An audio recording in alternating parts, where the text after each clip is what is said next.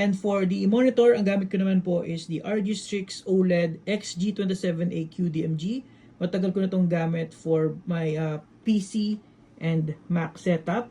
Ayan, napakadali niyang gamitin. So kung mag-switch ako, currently nasa Mac OS ako, lipat lang tayo dito gamit sa OSD control.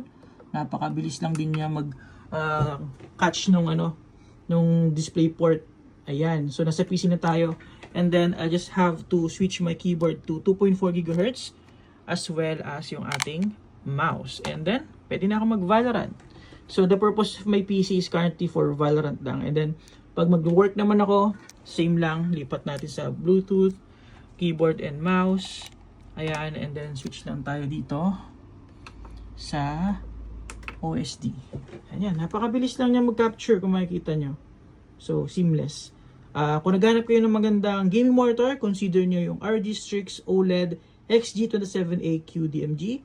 Check nyo na lang sa ating YouTube channel yung aking full review for this one. So, yun lang po. So, na-share ko na yung keyboard, mouse, and monitor. Pagdating naman sa headset, EPOS pa rin gamit ko. Gusto ko sana bumili ng Delta 2 pero wala pang budget. Para sana buong ROG setup na tayo. So, thank you for watching guys and see you on the next one.